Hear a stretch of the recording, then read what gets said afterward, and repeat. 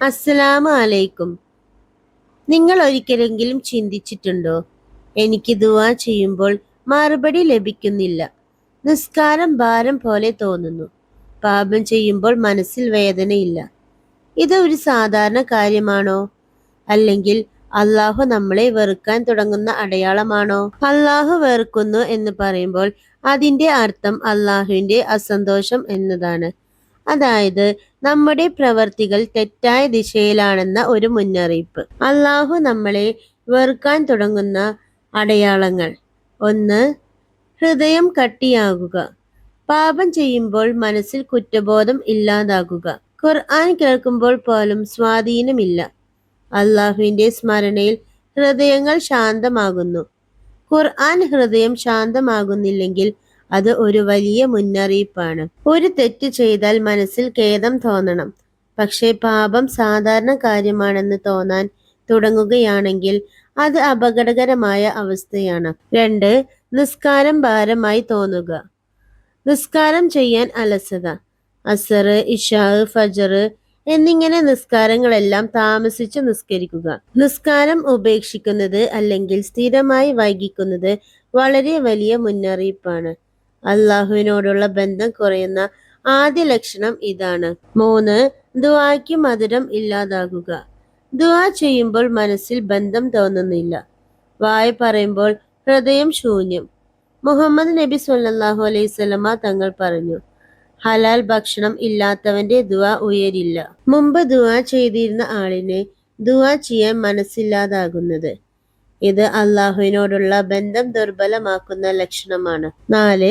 പാപം സാധാരണമാകുക. കണ്ണിന്റെ പാപം, ചെവിയുടെ പാപം, നാവിന്റെ പാപം ഇത് എല്ലാവരും ചെയ്യുന്നതാണ് എന്ന ന്യായീകരണം. പാപം ചെറുതായി കാണരുത്. മറ്റുള്ളവരുടെ വേദന കണ്ടാൽ കരുണ തോന്നാത്തത്, തെറ്റുകൾ ചെയ്യുമ്പോൾ പേടിയില്ലാത്തത് ഇതെല്ലാം ഹൃദയം കഠിനമാകുന്നതിന്റെ അടയാളങ്ങളാണ്. 5. നല്ലവരിൽ നിന്ന് അകലം പാലിക്കുക. നല്ല സുഹൃത്തുക്കൾ, പള്ളി, മതപരമായ ക്ലാസുകൾ ഇതൊന്നും ഇഷ്ടമില്ലാതാവുക. പക്ഷേ വിനോദം, ഗോസിപ്പ്, സമയം കളയൽ ഇതെല്ലാം ഇഷ്ടമായി തോന്നുക.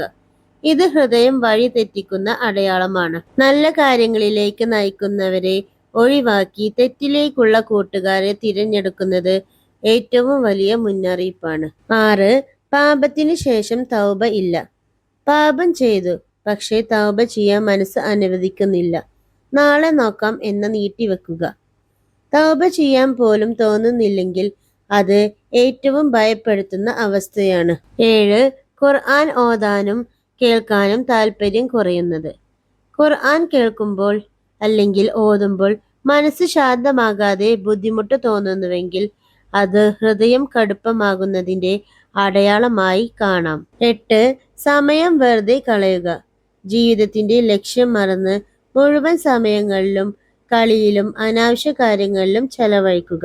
9. അള്ളാഹുവിന്റെ നിയമങ്ങളെ അവഗണിക്കുക. ഹലാം ഹറാം കാര്യങ്ങളെ ലഘുവായി കാണാൻ തുടങ്ങുക. 10. ദുനിയാവിനെ മാത്രം മുൻനിർത്തി ആഖിറത്തിനെ മറന്നു കളയുക. ലോകജീവിതം മാത്രം ചിന്തിച്ച് മരണത്തിനും അതിനു ശേഷമുള്ള ജീവിതത്തിനെ കുറിച്ച് തയ്യാറാകാത്തത് ഏറ്റവും വലിയ മുന്നറിയിപ്പാണ്. ഈ അടയാളങ്ങളിൽ ഏതെങ്കിലും നമ്മളിൽ കണ്ടാൽ അതിന്റെ അർത്ഥം അള്ളാഹു നമ്മെ പൂർണ്ണമായി വിട്ടുകളഞ്ഞു എന്നല്ല, അതൊരു മുന്നറിയിപ്പാണ്. തിരിച്ചു വരാൻ ഒരു അവസരം നമുക്കുണ്ട്. അള്ളാഹു ഏറ്റവും കരുണയുള്ളവനാണ്. നമ്മൾ സത്യസന്ധമായി തൗബ ചെയ്താൽ അള്ളാഹു നമ്മളോട് ക്ഷമിക്കും. ഖുർആനിൽ പറയുന്നു, നിങ്ങൾ നിങ്ങളോട് അതിക്രമം ചെയ്താലും അള്ളാഹുവിന്റെ കരുണയിൽ നിരാശരാകരുത്. ഇന്ന് തന്നെ തിരിഞ്ഞു വരാം. ഒരു സത്യമായ തൗബ ചെയ്ത് ജീവിതം മാറ്റാം. ഒരു മനുഷ്യൻ പാപത്തിലേക്ക് പോകുന്നത് വലിയ പ്രശ്നമല്ല, പക്ഷേ പാപം തിരിച്ചറിയാതെ അതിൽ തന്നെ തുടരുന്നതാണ് ഏറ്റവും അപകടകരം. നമ്മളിൽ ഈ അടയാളങ്ങൾ ഏതെങ്കിലും ഉണ്ടെങ്കിൽ ഇന്ന് തന്നെ നമ്മൾ മാറ്റം ആരംഭിക്കാം. അള്ളാഹു നമ്മളെ ഒരിക്കലും ഉപേക്ഷിക്കുന്നില്ല. നമ്മൾ തന്നെയാണ് അവനിൽ നിന്ന് അകന്നു പോകുമ്പോഴാണ് പ്രശ്നങ്ങൾ ഉണ്ടാവുന്നത്. അതുകൊണ്ട് നിസ്കാരം കാത്തു സൂക്ഷിക്കുക. ചെറിയ പാപങ്ങൾ പോലും ഗൗരവമായി കാണുക. ദിവസവും അള്ളാഹുവിന് വേണ്ടി ദുആ ചെയ്യുക. ദിവസവും ഖുർആൻ ഓതാൻ പരിശീലിക്കുക. ഇന്നൊരു ചെറിയ നല്ല തീരുമാനമെങ്കിലും എടുത്താൽ നമ്മുടെ ജീവിതം തന്നെ മാറും, ആഖിറത്തും രക്ഷപ്പെടും.